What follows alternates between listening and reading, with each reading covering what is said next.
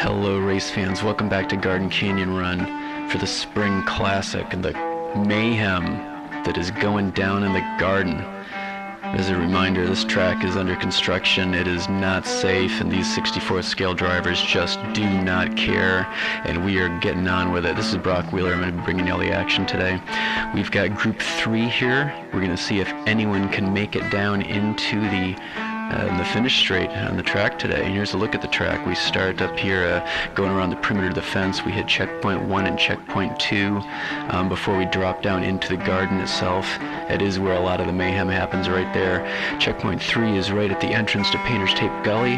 Checkpoint 4 at the exit before we head into the S-turns, where we find checkpoint 5 right before we descend onto the finish straight. And that's where checkpoint 6, 7, and 8 all sit right there on that open section where cars can go willy-nilly anywhere they want. And let's get started right here with Speedy G, driving for G4 Diecast Racing in Strawberry Cheetah. That's how we do in run number 1. Whoa, that's some fancy driving right there. Oh my goodness, and mayhem right out of the gate. Yeah, I'm not really sure what happened here, but 2 complete spins, then a nice looking descent into the garden before ultimately just absolutely crashing through Painter's Tape Gully. Just carried way too much speed into the old gully there. But let's see what we can do in run number 2 on that inside lane. Drivers do seem to have a better time of it on the inside lane going to turn 1. And whoa, I was going to say that was a nice looking entry into the descent, but absolute mayhem followed.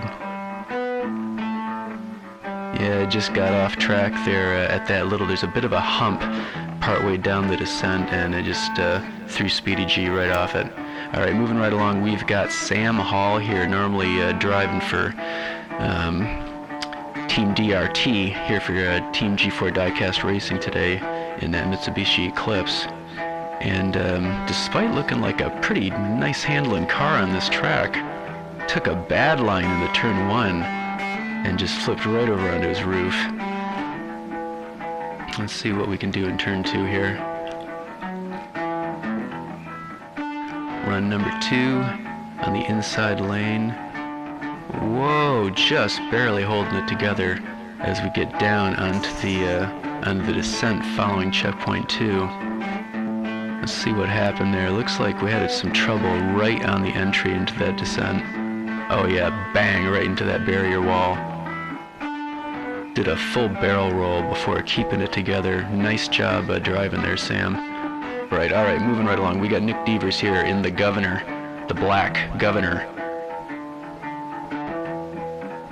And nice looking run so far out of turn 1 into the descent, but then lost it in the garden. Ended up on his roof. Well, let's take another look at what happened there. Yeah, looked good coming out of turn 1. And a nice looking line into the descent. But that hump just caught a little air over the hump on that descent there. Let's see what we can do in run number 2. See if we can't better that run. Looking good so far. Oh, that was painful. Absolute chaos reigning here. But again, valiant job keeping that car under control and keeping it pointed straight. Oh, we did get turned around there. That's in reverse now. And then we hit the excavator. Oof. Yeah, painful. Alright, and ND Racing has another, the Governor up here. This is the blue one driven by Matthew. Let's see how we can do. And again, falling off on that descent. Catching just a little bit of air, knocking him right off the side of the track into the garden. Oh, that was looking bad. End over end tumbling. Alright, let's get in the inside lane here and see what we can do in run number 2. Come on, Matthew. Looking good so far. and did he cross checkpoint 3? So all 4 wheels do have to cross the checkpoint, and that would be a no. Failed to cross the checkpoint with all 4 wheels, so this is a 2-point run. But just a fantastic job keeping that car from going off course there by Matthew. So 4 points on the day. And let's move it on into, this is Benny driving for 50 Tree Racing. This is the team that built the winning car of the Winter Classic, by the way, that Maverick that did so well. Nice looking run here. Crazy speed coming into Painter's Tape Gully.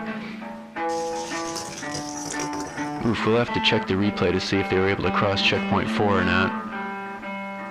But everything looked pretty good in turn 1, coming down that first straight.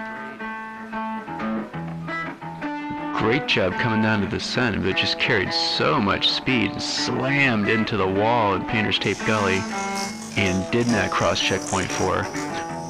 Yep, came off the track there. So let's see what we can't do in run number 2 here, Betty.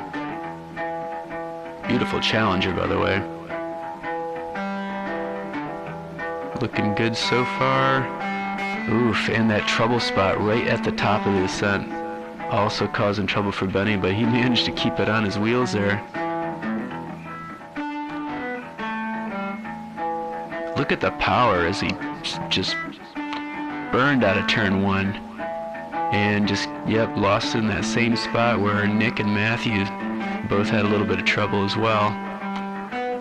Alright, but it looks like Benny's going to be able to drive that one away. And moving right along, we're up next to, right here we are with Lucky McDuck, driven by Donnie, Rust Belt Racing.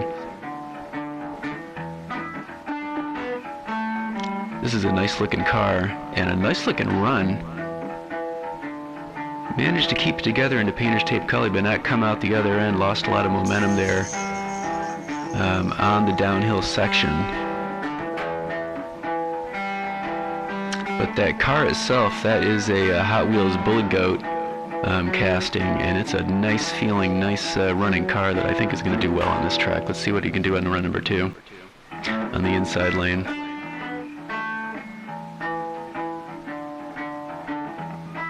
Oh, yep.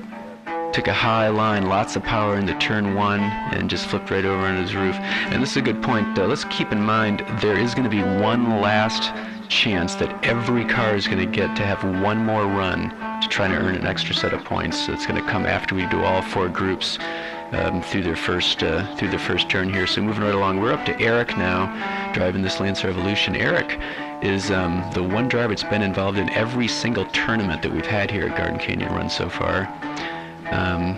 He's also responsible for the ambulance that we use here so often for his own wrecks, because he does crash quite a bit, as you can see right here. Not able to cross checkpoint 4 in that good-looking Lancer.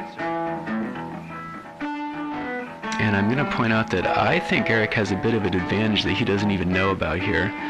One of his wheels has a little bit of drag in it, causes the car to slow down a little bit, and I think that's going to give him an advantage with a little bit of control going into turn 1 and also into that descent, because you can see what causes trouble in Painter's Tape Gully is too much speed coming into that thing. And I think Eric has a little bit of an advantage here with a car that has just a touch of drag on it. Let's see how we can do in run number 2. See if we can better that 3-point run. You can see how he's a little slower coming into turn 1 and approaching the descent. Oh, and able to cross checkpoint 4. Nice run.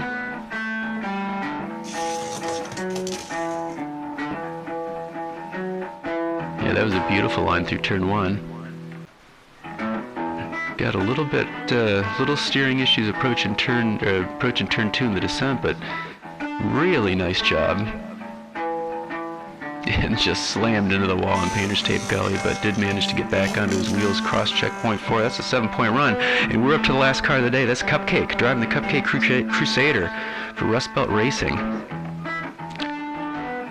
This thing looks powerful. It's got what looks like, I don't know, a school bus engine sticking out of its hood. Maybe out of a giant John Deere tractor. I don't know where that thing came from, but it's gigantic. This is a nice looking run right here.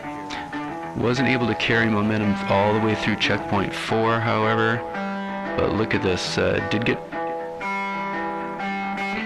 got a little bit squirrely there after turn 1, but kept it together in that drift.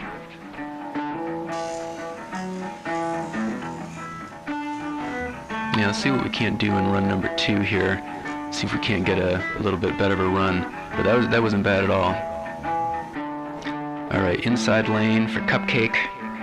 That is a Hot Wheels Tony's car casting. It's the heaviest car out of this group, 75.3 grams. And another little bit of an issue coming into the descent, was able to keep it together. Unable to cross checkpoint 3, however. But no crashing. Another reverse entry into the downhill. It's an interesting way to go about it. It's not the way I would do it, I think, but I'm also not one of the ones racing out there. But here we go, 5 points for Cupcake, and that does bring an end to the day here for group number 3. Thank you so much to all our drivers. Let's take a look at the top 16 here, because we are going to be doing some eliminations, because we got to get down to 16 cars for the bracket tournament that's going to be following. So you can see here, this is where the top 16 looks, and here is the 5 cars that have not made the cut so far, but they still do have a chance, because there is going to be one more run for every car. So we're going to see if anyone else can match Diego, who has the only perfect run so far. In fact, the only car to get it all the way down to the finish straight. Anyway, thanks for watching. Really appreciate it. This has been Brock Wheeler. It's been my pleasure to bring you all the action today. Thanks a lot for watching. Really appreciate being here. All right, talk to you later. Bye-bye.